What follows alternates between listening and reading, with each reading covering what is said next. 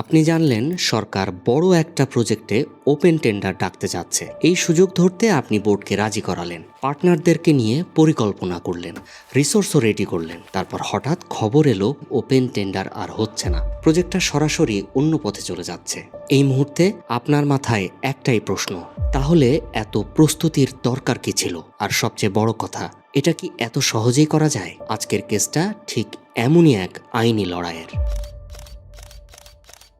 2009 সালে সরকার 4টি multipurpose container জাহাজ কেনার সিদ্ধান্ত নেয়। প্রকল্প যাচাই বাছাইয়ের জন্য বুয়েটের রিপোর্টও নেওয়া হয় এবং জুন মাসে প্রজেক্ট ইভ্যালুয়েশন কমিটি মিটিংয়ে সিদ্ধান্ত নেয় যে এই কাজের জন্য টেন্ডার আহ্বান করতে হবে। এরপর ডিসেম্বরে একনেকের মিটিংয়ে জাহাজ কেনার প্রজেক্টটি পাশ হয় এবং এর বাজেট ধরা হয় প্রায় 137 কোটি 79 লক্ষ টাকা। এই মিটিংয়ে বাজেট পাশ হলেও একটা নিয়ম বহির্ভূত সিদ্ধান্ত নেওয়া হয়।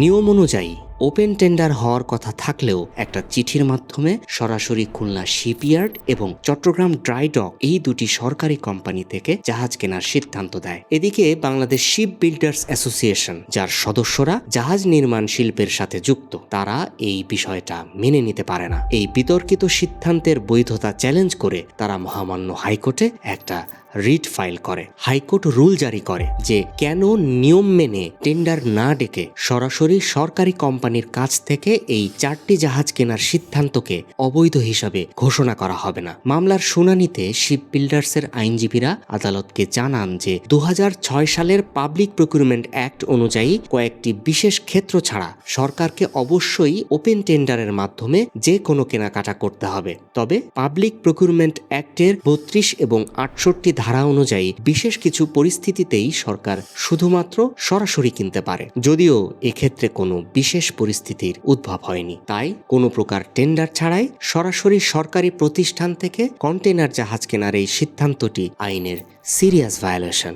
শিপ বিল্ডার্সের যুক্তির প্রেক্ষিতে সরকার পক্ষের আইনজীবীরা জানান যে টেন্ডার ছাড়া কেনাকাটা আইনের 32 ধারায় বর্ণিত ব্যতিক্রমের আওতায় পড়ে। সুতরাং এই সিদ্ধান্তটা কোনোভাবেই আইনের বিধানগুলোকে লঙ্ঘন করেনি। তাছাড়া সরকারের জাহাজ কেনার এই সিদ্ধান্ত আসলে কিছু সরকারি সংস্থার মধ্যে সীমাবদ্ধ। এখানে আসলে শিপ বিল্ডার্স অ্যাসোসিয়েশনের ক্ষতির কোনো কারণই নেই। সুতরাং সরকারের এই সিদ্ধান্তের বিরুদ্ধে রিট আবেদন করার কোনো আইনগত অধিকার শিপ বিল্ডার্স অ্যাসোসিয়েশনের নেই। তারা আরও বলেন, এই সিদ্ধান্তটি সরকারের একটা নীতিগত সিদ্ধান্ত বা পলিসি ডিসিশন, আর সেই হিসেবে এটি আদালতের বিচারিক পর্যালোচনার আওতায় পড়ে না। তাই এ ধরনের সিদ্ধান্ত চ্যালেঞ্জ করে রিট আবেদন করা চলে না। এই প্রকল্পটি যে দেশের অর্থনীতিতে ইতিবাচক ভূমিকা রাখবে তা সরকারের সিদ্ধান্ত থেকে স্পষ্ট।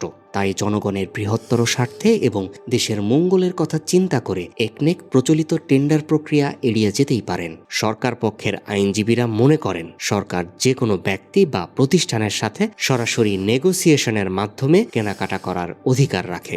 মামলা করার অধিকারের বিষয়ে শিপ বিল্ডার্সের আইনজীবীরা আদালতকে বলেন, যেখানে প্রশাসনের ক্ষমতার অপব্যবহার বা বড় ধরনের কোনো অবহেলা থাকে তার বিরুদ্ধে প্রতিকার চাওয়া যায়। তাই শিপ বিল্ডার্স অ্যাসোসিয়েশন তার সদস্যদের প্রতিনিধি হিসাবে এই মামলাটি লড়ার ক্ষেত্রে যথেষ্ট যৌক্তিক কারণ বা অধিকার রাখে। দুপক্ষের শুনানি, কাগজপত্র এবং উচ্চ আদালতের আগের সিদ্ধান্তগুলো মহামান্য হাইকোর্ট যাচাই বাছাই করেন। আদালত প্রথমে শিপ বিল্ডার্স অ্যাসোসিয়েশনের রিট আবেদন করার আইনগত অধিকার আছে কিনা এই বিষয়টা বিবেচনায় নেন। যেহেতু সরকারের বিতর্কিত সিদ্ধান্তটি সরাসরিভাবে এই অ্যাসোসিয়েশনের সদস্যদের ওপেন টেন্ডারে অংশ নেয়ার অধিকার ও স্বার্থকে ক্ষুণ্ণ করেছে, তাই তাদের রিট মামলা করার অধিকার নাকচ করার কারণ আদালতের নেই। আবার এই সিদ্ধান্তটি যেহেতু একটি নির্দিষ্ট কেনাকাটার জন্য নেয়া, তাই সরকার পক্ষের দাবি অনুযায়ী এটিকে কোনোভাবেই নীতিগত সিদ্ধান্ত বা পলিসি ডিসিশন বলা যায় না। সুতরাং এই রিট আবেদনটি আইনগত গ্রহণযোগ্য। এখন মামলার মূল বিষয়ে আসা যাক।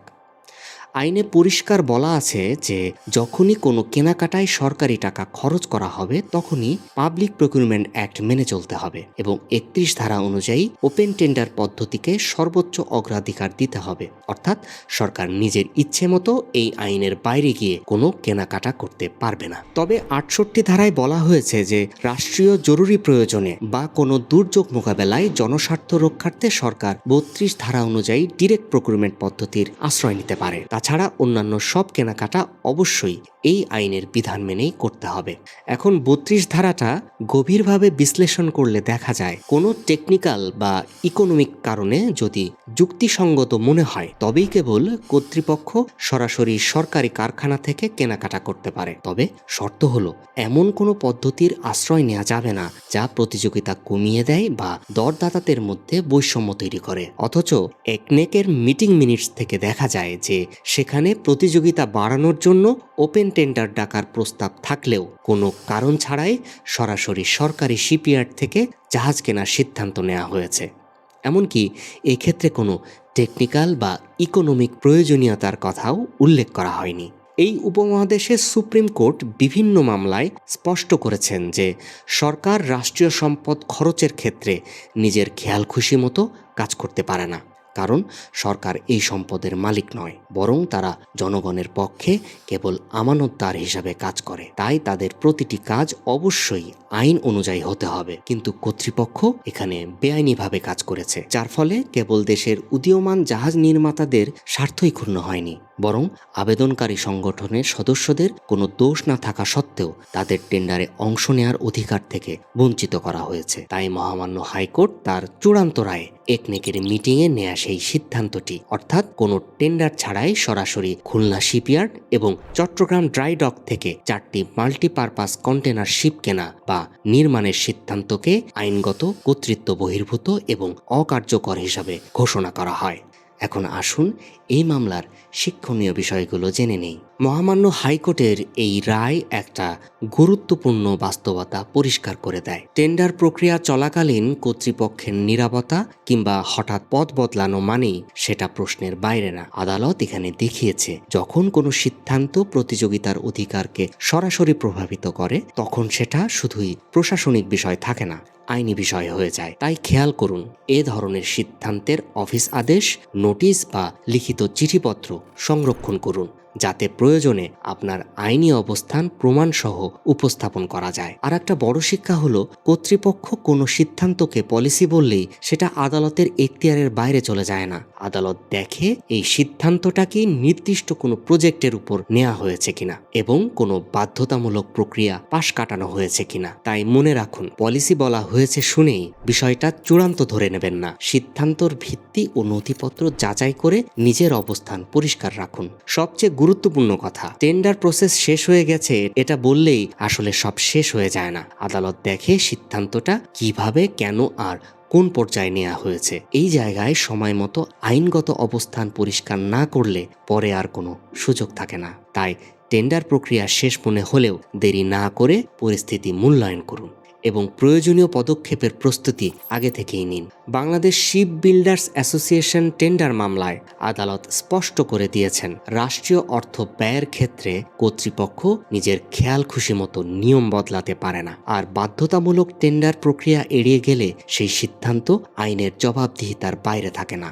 এমন একটা সিচুয়েশনে আপনি কি করতেন? চুপ করে বসে থাকতেন নাকি প্রশ্ন তুলতেন? এ ব্যাপারে আপনাদের মতামত জানতে চাই। আর আইন ও আদালত সংক্রান্ত আরও এমন কন্টেন্ট পেতে লিগ্যাল জাংশনের পাশেই থাকুন। আসসালামু আলাইকুম।